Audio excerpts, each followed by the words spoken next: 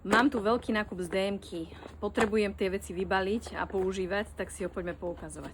Vonku je asi 40 stupňov a moje deti majú kiahne, respektíve jeden syn, ale je veľká pravdepodobnosť, že ich dostane aj druhý. Preto som kúpila, lebo veľmi dobre mu robí kúpeľ z ovsených vločiek. Zobrala som klasické ovsené vločky, ale videla som tam aj takýto kúpeľ z ovsených vločiek. Takže vyskúšam aj ten kúpeľ, som na to zvedavá. A dám vám vedieť prípadne v storičkách, že čo nám najviac zaberalo na kiahne. Tieto dva prachy na pranie ste už u mňa videli. Tento je na biele, tento je na farebné. Je výborný na takú senzitívnu pleť. Moje deti majú sklony k atopii, odporúčam vrelo. No a momentálne mám brutál problémy. Pozrite sa na tie otlaky. Proste mala som zlú obu a mám strašne otlakované nohy, takže zobrala som si takéto maslo na nohy.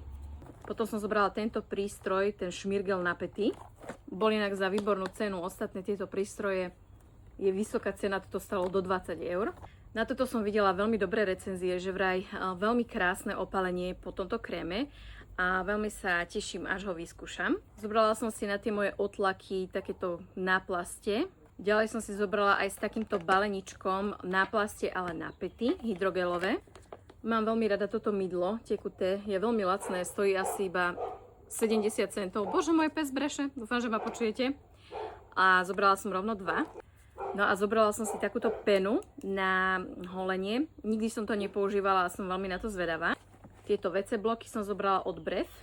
Potom som zobrala takéto pre staršieho syna, lebo on má okrem teda kiahní, má aj exém a vlastne proti kiahňam mu dávam taký vysušujúci sprej od, tuším, Biodermy a má veľmi extrémne vysušené nohy, tak som mu zobrala takúto parafínovú hydratačnú masku na nohy.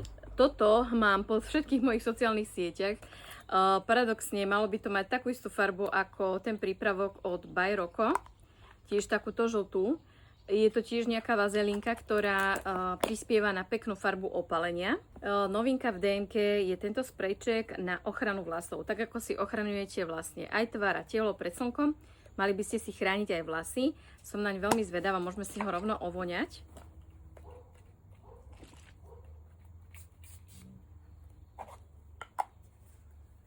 Veľmi jemnočko vonia tak kvetinovo. Tak kvetinovo mierne sviežo. Deťom som zobrala tieto kukuričné čipsy, majú ich veľmi radi. Potom tam mali takúto novinku, veľmi mám rada tieto vône, aj tú modrú a ešte aj rúžovú. Pekne to intenzívne vonia, tak som si zobrala na skúšku aj túto Japanese Blossom, som veľmi zvedavá. Potom ma zaujal tento olejový sprchač, je takisto novinka od Nivei, ale s takou krásnou sviežou vôňou. Toto tak nádherne vonia, veľmi mi to pripomína z detstva jeden šampón na vlasy, čo som používala.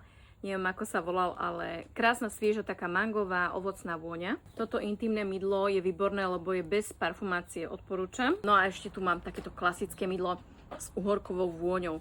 No a to je všetko, nezabudnite ma sledovať pre viac takýchto videí a ja vám prajem krásny deň. Ahoj!